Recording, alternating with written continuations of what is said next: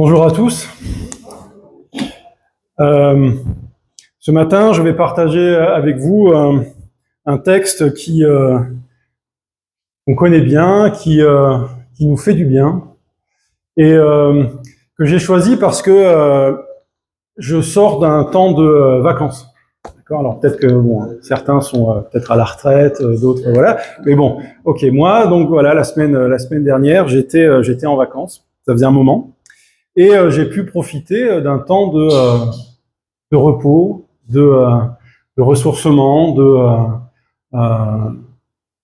voilà, c'est ça, de repos. Et un temps où j'ai pu déposer, en fait, effectivement, les soucis, les préoccupations du travail, voilà, de la vie que j'ai ici, m'occuper un peu de tout ça. Et ça a été un temps, voilà, agréable et qui m'a montré combien ces temps-là sont nécessaires dans nos vies, hein, des temps où on peut, voilà, passer à autre chose et puis déposer, déposer ce qu'on porte durant l'année. Et en réfléchissant à ce que je pouvais partager ce matin, je me suis dit, bien, le Seigneur nous parle du repos. Alors on va peut-être pouvoir, ce matin, nous confronter, nous regarder ce que le Seigneur a à nous dire sur le repos qu'il nous donne, et on va voir que c'est pas tout à fait le même repos que celui dont je viens de parler. Et puis dans ce passage, vous allez voir aussi que le Seigneur nous parle de quelque chose qu'on a expérimenté cette semaine. Alors Alain on a déjà un peu parlé, mais on a peut-être pour certains, vous avez observé l'éclipse, vous avez vu le soleil donc être caché par la lune. Et ce texte nous parle aussi de quelque chose qui est caché et de quelque chose qui se révèle, de quelque chose qui finalement, comme pour le soleil, en fait, a besoin d'être caché pour être réellement vu et réellement compris et perçu pour ceux qui savent regarder. Donc le texte qu'on va lire ce matin, ça se trouve dans l'évangile de Matthieu, au chapitre 11, et donc je vais vous lire les versets 25 à 30. Donc à cette même époque, Jésus dit, « Je te loue, ô Père, Seigneur du ciel et de la terre, parce que tu as caché ces vérités aux sages et aux intelligents, et que tu les as dévoilées à ceux qui sont tout petits. Oui, Père, dans ta bonté, tu l'as voulu ainsi. Mon Père a remis toutes choses entre mes mains. Personne ne connaît le Fils si ce n'est le Père, et personne ne connaît le Père si ce n'est le Fils, et celui à qui le Fils veut le révéler. Venez à moi, vous tous qui êtes accablés sous le poids d'un lourd fardeau, et je vous donnerai du repos.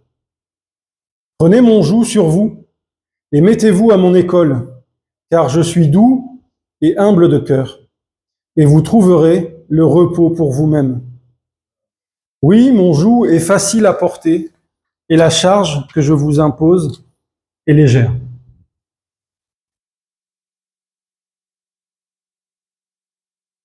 Dieu et sa bonne nouvelle sont cachés à ceux qui pensent être sages et intelligents. Dans ce passage, vous le voyez, Jésus parle à son Père et il le remercie. Il lui dit, je te loue, ô Père, de ce que tu as caché ces vérités aux sages et aux intelligents. C'est étonnant que Jésus remercie Dieu pour ça. Pourquoi est-ce qu'il remercie Dieu d'avoir caché les choses aux sages et aux intelligents et de l'avoir révélé aux plus petits?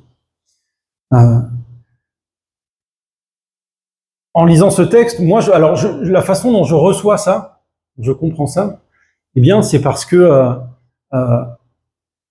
Jésus se réjouit du fait que ce sont les humbles qui ont accès à la révélation. Jésus, dans son ministère, on le sait, souffre de l'opposition des chefs religieux, des sages, ceux qui savent, ceux qui ont l'autorité. Tous ces gens-là vont s'opposer à lui, le faire souffrir lui, faire souffrir ses disciples. Et Jésus qui, lui, est humble, et c'est ce que ce texte nous dit aussi, hein. Je suis doux et humble de cœur. Cette humilité du Christ le pousse à remercier Dieu parce que Dieu révèle aux humbles. C'est là la justice de Dieu, de s'opposer à l'orgueil des hommes pour faire grâce aux humbles. Et le Seigneur se réjouit de ça.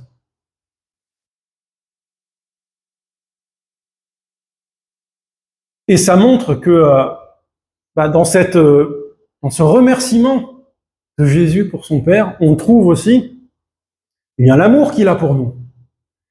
Jésus se réjouit, non pas pour lui, il se réjouit pour nous. Parce que Dieu nous révèle à nous qui il est. Jésus n'a pas besoin que Dieu lui révèle qui il est, il le sait déjà. Mais nous en avons besoin. Et le Christ se réjouit de ça. Donc Dieu se révèle, alors le texte nous dit aux petits. Aux petits. Alors, on peut être petit de bien des façons. Petit en âge, hein, petit en connaissance, petit en capacité, en pouvoir.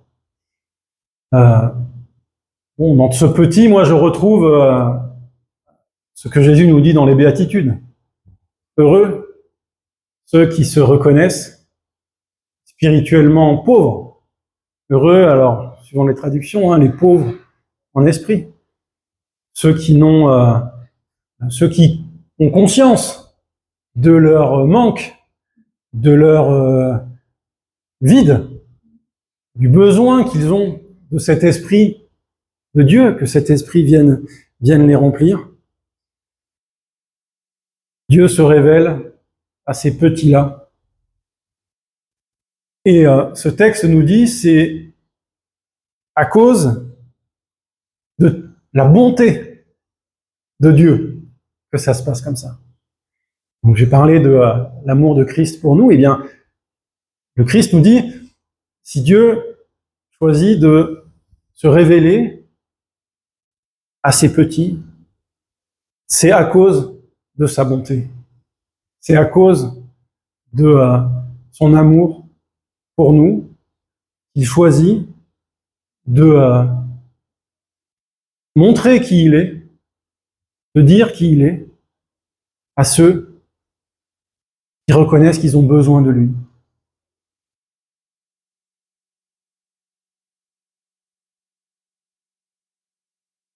La deuxième partie de ce passage, c'est Jésus qui nous explique comment le Père se fait connaître. Et alors, c'est quelque chose qu'on sait déjà très bien. Hein. Ce matin, je ne vais pas vous apprendre grand-chose, mais ce texte nous fait du bien et c'est bon pour nous de nous replonger dans cette intimité avec Dieu. Le Père se révèle par le Fils. En fait, ce verset, c'est un des versets les plus johanniques des évangiles synoptiques. Hein. L'évangile de Jean, vous le savez, nous parle de cette intimité entre le Père et le Fils, de cette communion entre le Père et son Fils, et puis finalement entre le Fils et nous. Et bien, ce passage le dit à la façon de Matthieu.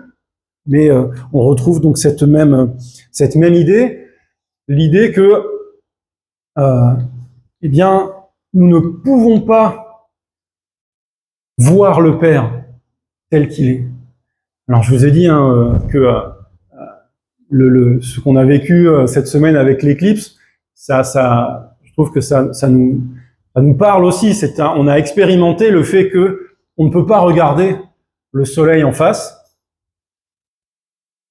Et en fait, alors à vrai dire, on peut. Hein, quand on essaye un petit peu, ça dure pas très longtemps, il faut plisser les yeux, et quand on le regarde, en fait, on ne voit pas sa forme. On voit, en fait, la lumière est tellement puissante, en fait, que ça fait un halo, et en fait, on ne voit pas sa forme. Pour voir la forme du soleil, alors peut-être que vous l'avez fait avec les lunettes de l'éclipse, si vous les avez mises, alors ça enlève une très grande partie de la lumière, et quand on les met, on voit la forme du soleil. On voit le cercle. Quand vous le regardez avec vos yeux, voilà, ça fait un halo, mais avec ces lunettes, vous voyez la forme du soleil. Vous avez besoin d'enlever une partie de cette lumière pour pouvoir effectivement voir à quoi le soleil ressemble. Et bon, je vais pas filer la métaphore trop longtemps, mais l'éclipse, donc cette lune qui passe entre nous et le soleil, nous permet aussi de voir, eh bien, la couronne solaire, hein, ce qu'il y a autour, ce qu'on ne peut pas voir en fait. Si la lune ne le cache pas, en fait, on ne le voit pas parce que une fois de plus, la lumière est trop puissante pour qu'on le voie. Il faut que quelque chose vienne s'interposer entre le soleil et nous pour qu'on puisse voir effectivement cette dimension. Eh bien, alors on retrouve cette idée que le Père ne nous est pas accessible directement à cause de sa sainteté, à cause de sa gloire.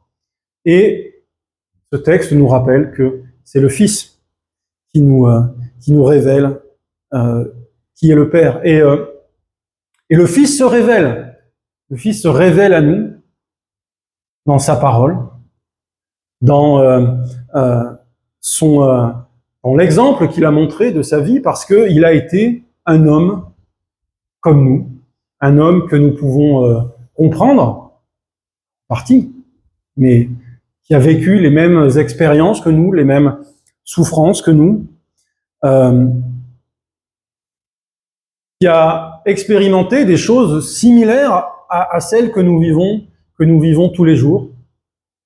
Et nous pouvons comprendre cela et nous approcher de lui. Et c'est le Christ qui finalement nous amène au Père. Alors, vous vous rappelez peut-être que Luc a fait une prédication sur la façon dont lui, en fait, avait cette relation à Jésus où il voyait l'image du Père. Donc, Luc a vécu avec un père qui était dur, qui a été voilà, bon, abusif sur certains plans. Donc un père dur, et donc c'était difficile pour lui d'avoir une relation avec un père. Et il a trouvé en Christ une image de ce père de laquelle il pouvait s'approcher. Moi, dans mon expérience, c'est un petit peu différent. Moi, mon père est mort quand j'étais jeune, quand j'étais tout petit.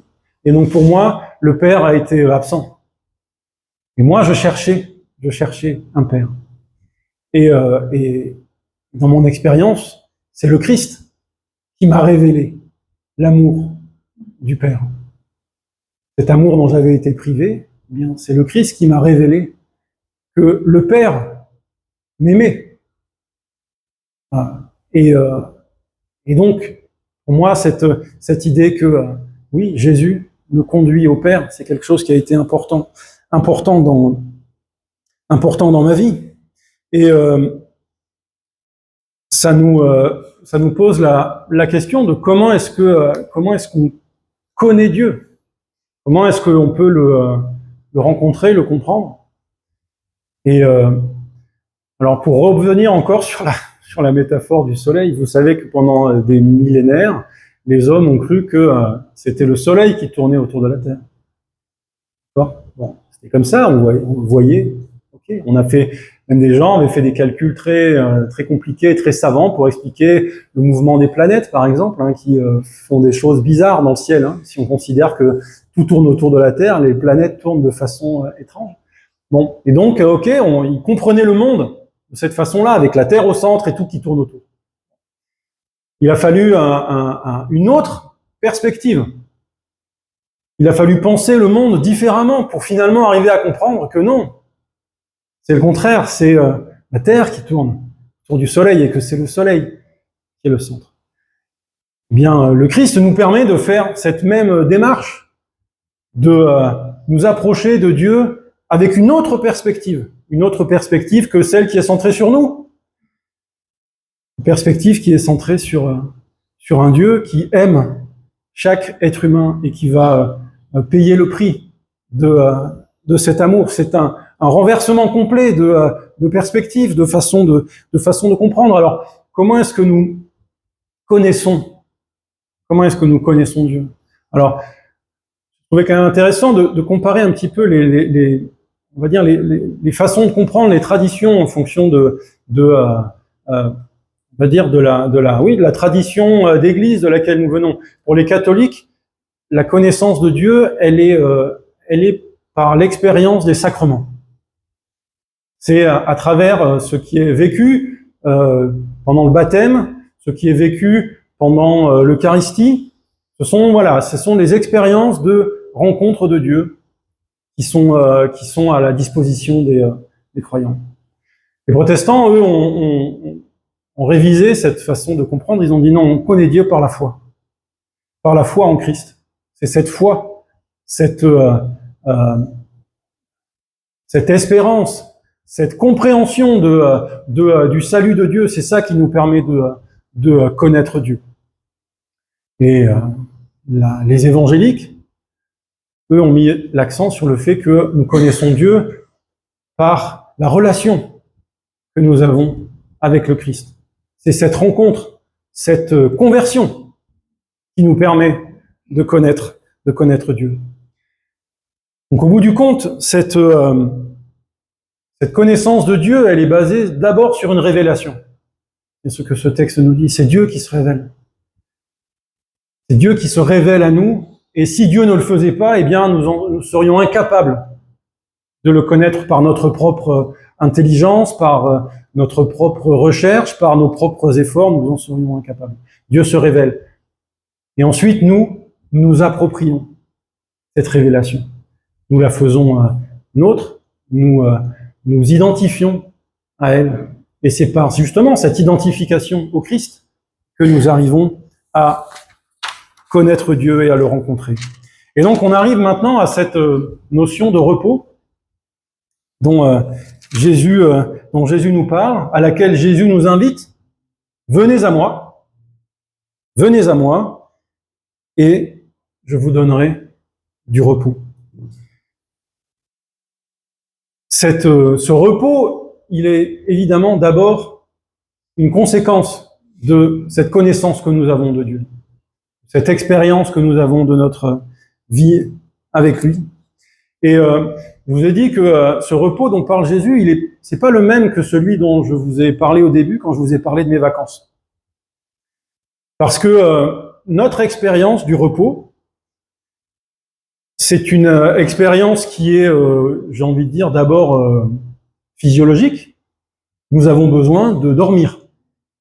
Par exemple, vous le savez, si on ne dort pas, on devient d'abord fou et ensuite on meurt. Notre corps a besoin de sommeil, de se reposer. C'est comme ça, tous les jours. Et ça vient de quelque chose qui est... Donc il y a une dimension physiologique, il y a même une dimension cosmologique. Hein. Je vous ai parlé de la Terre qui tourne. Hein. Notre rythme biologique, il est complètement centré sur le fait qu'il y a la nuit et le jour. Ça va 24 heures, et c'est comme ça, c'est un cycle. Il fait jour, il fait nuit, on travaille, on se repose.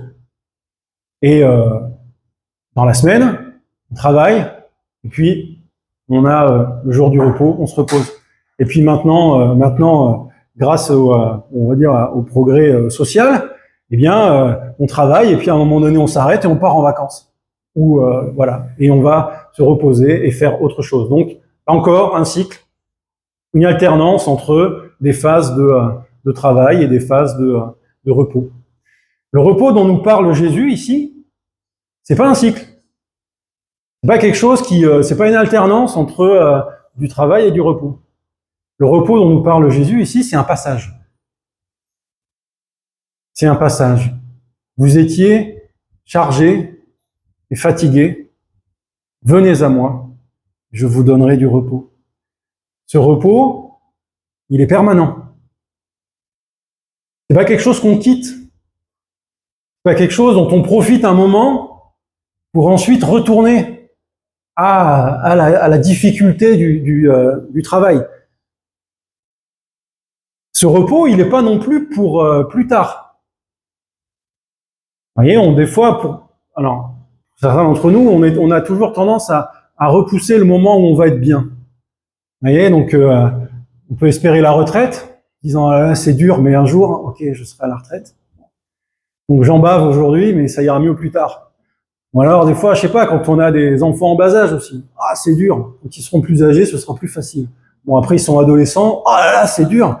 Quand ils seront adultes, ça ira mieux. Bon, alors des fois ça va mieux, des fois. Donc parfois on conçoit la vie comme étant ok, ça ira mieux plus tard. Jésus nous dit pas ça ira mieux plus tard. Hein. Il nous dit le repos, il est pour maintenant. Il est pour aujourd'hui. Alors, bien sûr, il y a une dimension eschatologique, hein, ce repos, une dimension de la fin des temps. Un jour, effectivement, on connaîtra Dieu comme il nous connaît. La douleur et la mort seront complètement effacées. Mais dès aujourd'hui, nous pouvons entrer dans ce repos. Et alors, bien sûr. Qu'est-ce que c'est que ce repos? Là, non plus, je vais pas vous apprendre grand-chose. Bien sûr, d'abord, c'est un repos qui nous libère. Vous qui êtes fatigués et chargés, ça veut dire quoi ça? Ça veut dire que on a porté trop longtemps. Ça, la fatigue, ça dure trop longtemps. Et vous avez porté trop lourd, trop longtemps et trop lourd. C'est ça. L'état de l'homme qui essaie de se sauver par ses propres moyens, qui porte la culpabilité de son péché. C'est trop lourd. Cette culpabilité, elle est trop lourde pour nous. Celui qui porte l'anxiété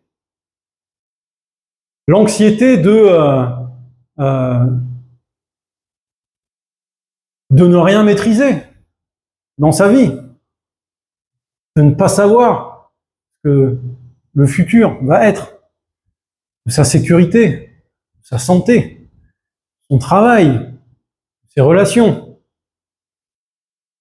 Cette anxiété qui peut être écrasante, qui, quand elle est vécue à répétition, détruit le moral, la santé. On sait combien ça a un impact sur toutes les dimensions de notre vie, cette anxiété de l'avenir. Et le Christ nous propose de nous libérer de ces deux dimensions, de ce fardeau, de la culpabilité et de la crainte. Le Notre Père est l'exemple parfait de ça. Où dans notre prière, nous louons Dieu pour qui il est, et puis nous lui demandons, donne-nous le pain de ce jour. Cette sécurité que je ne peux pas avoir, elle repose maintenant en toi. C'est de toi dont je dépends pour ma vie de tous les jours. Délivre-nous du mal. Délivre-nous, oui, de la conséquence du péché dans nos vies. Vous le voyez aussi, ce repos, il est pas non plus comme des vacances, parce que Jésus l'associe immédiatement au travail. Il nous parle de ce joug que nous avons à porter, de cette école dans laquelle nous devons entrer. Alors pour nous, évidemment, c'est un paradoxe, parce que pour nous, la première chose qu'on pense quand on pense au repos, c'est que si on a un joug sur les épaules, on va le poser. Bon, le joug, c'est clairement alors bon, vous savez Vous savez tous ce que c'est qu'un joug, hein, cette pièce de bois qu'on mettait sur les épaules des bœufs pour les faire tirer des charges ou une charrue. Bon, c'est un instrument qui est là pour permettre le travail, transmettre une puissance de travail qui modifie l'environnement. Donc ce joug que le Seigneur nous invite à porter, on comprend bien de quoi il s'agit. Hein. Il s'agit du commandement que le Seigneur nous donne, de cette loi de Christ, et nous la connaissons bien. Cette loi, c'est la loi de l'amour.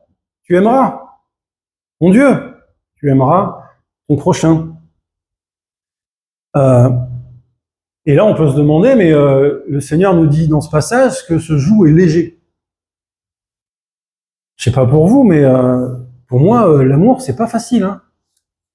Aimer mon Dieu de tout mon cœur, de tout mon être, vous aimer comme moi-même, ben non, c'est pas si léger, si facile que ça. Non. Mais le Seigneur nous dit, ce joug est léger. Et pourquoi il est léger? Eh bien, parce que on ne le porte pas seul. Parce que cette loi de l'amour, le Seigneur est avec nous pour la mettre en œuvre dans nos vies. C'est pour ça que ce joug est léger. Mettez-vous à mon école. En lisant ce passage, on peut, quand Jésus dit, voilà, tu as caché la vérité aux sages et aux intelligents, on peut se dire, mais alors est-ce que Jésus fait l'éloge de la bêtise, l'éloge de la naïveté, de la crédulité? Non. Non. Nous nous mettons à son école. Il ne s'agit pas d'arrêter de réfléchir, de se remettre en question pour accepter tout ce qui nous est dit sans discernement. Au contraire, nous nous mettons à son école, nous cherchons à le connaître lui, tel qu'il est, dans ce qu'il dit dans sa parole. Ça n'a rien de... j'ai envie de dire, ça tombe pas tout cuit. Quand on se confronte à la parole de Dieu, il faut mettre en œuvre tout ce que le Seigneur nous a donné d'intelligence, de discernement, d'humilité, parce que ça veut dire qu'il faut qu'on se remette en question, remettre en question ce qu'on croit, ce qui nous paraît normal, ce qui nous paraît aller de soi, pour se rendre compte que le Seigneur souvent nous dit non, ce que tu penses être du bon sens. Alors, souvent on oppose ceux qui réfléchissent avec le bon sens. Souvent c'est pour nous embrouiller, hein, c'est pour nous faire passer des vessies pour des lanternes. Le bon sens souvent est trompeur, hein, parce qu'il se repose sur nos habitudes, sur nos mécanismes de pensée automatiques, alors que le Seigneur, lui, nous dit non mais change de perspective, regarde comment moi j'ai vécu, comment j'ai été confronté à l'opposition, à la haine, comment j'ai réagi à tout ça. C'est pas la façon dont toi tu réagis normalement. Toi tu as envie de te battre, de te mettre en colère, de frapper. Regarde comment moi je te propose de vivre. C'est pas la même.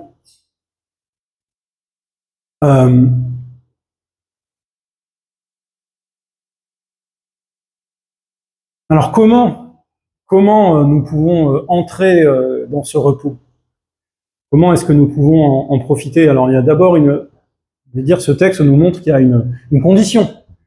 Cette condition, c'est l'humilité. On ne peut pas connaître Dieu en étant persuadé d'avoir raison, d'être autosuffisant, d'avoir compris tout ce qu'on a besoin d'avoir compris. Non, il faut accepter le fait que Dieu se révèle à nous et que nous sommes désespérément en besoin de cette révélation. Et nous entrons dans ce repos, donc je l'ai dit, je le redis, par la connaissance que nous avons de l'amour de Dieu. Quand je dis connaissance, c'est une connaissance au sens biblique du terme, ça veut dire une expérience. Nous avons expérimenté dans notre vie ce que c'est que l'amour de Dieu.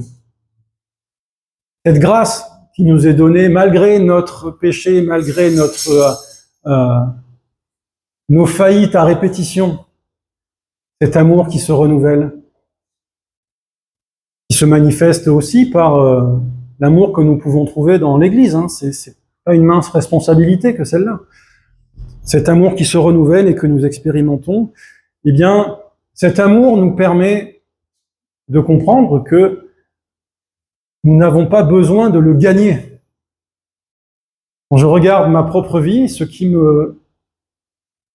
m'apaise, ce qui me repose, ce qui me permet d'être renouvelé, c'est de savoir que j'ai pas besoin de gagner l'amour de Dieu. Cet amour m'est donné de façon inconditionnelle. Le Christ a donné sa vie pour moi. J'ai pas besoin d'être différent. Alors ça veut pas dire que je dois pas changer, hein, évidemment. Ça veut pas dire que je peux me contenter de mon péché et de mes faiblesses. Mais cet amour de Dieu m'est donné pour toujours. Ça veut dire aussi que j'ai pas besoin de gagner l'amour des hommes. J'ai pas besoin que vous m'aimiez pour être en paix. Parce que l'amour de Dieu suffit. Quelle libération! Alors, ça ne veut pas dire que je ne suis pas heureux d'avoir des relations fraternelles, de ressentir de l'amour de votre part, de ma femme, de mes enfants, de mes frères et sœurs. Bien sûr que c'est bon. Mais j'en ai pas besoin pour tenir debout. J'ai pas besoin que tous mes problèmes soient enlevés. J'ai pas besoin que ma vie soit un long fleuve tranquille. Et là, on peut penser à ce que Dieu répond à Paul, quand il lui dit « Ma grâce te suffit ». Et je pense que notre vie, elle est basée là-dessus. La grâce de Dieu nous suffit. Le repos, il est là, dans cette grâce incroyable, débordante, qui nous comble, qui nous donne tout ce dont nous avons besoin. Alors, encore une fois, ça ne veut pas dire que l'effort n'existe pas dans nos vies. Bien sûr que nous devons nous efforcer d'imiter le Christ. Je l'ai déjà dit, il n'y a rien de facile là-dedans, c'est difficile émotionnellement, c'est difficile intellectuellement, c'est difficile même parfois physiquement. Il faut investir tout ce que nous sommes, en fait, pour imiter le Christ à tous les niveaux, dans ce que nous ressentons, dans ce que nous comprenons, dans ce que nous faisons. Tout ça nous implique complètement, il n'y a rien de facile. Mais notre espérance, c'est que dans cet effort-là, le Seigneur nous renouvelle par son esprit. Ce qui ne nous laisse pas seuls là-dedans. Donc, nous pouvons, renouveler nos forces tout en marchant et en restant dans ce repos que Dieu nous donne. Ça ne veut pas dire non plus que, évidemment, on arrête de travailler ou même on arrête de planifier nos vies. Bien sûr qu'on doit réfléchir à ce qui est devant nous, j'en sais rien, cotiser pour notre retraite, travailler pour nous nourrir et nourrir notre famille. Bien sûr que dans tout ça, le travail continue. Mais au lieu de travailler en étant en permanence au bord du vide, ce qui est le cas de chacun de nos contemporains, au bord du vide de maladie, au bord du vide du chômage, de la précarité, du divorce.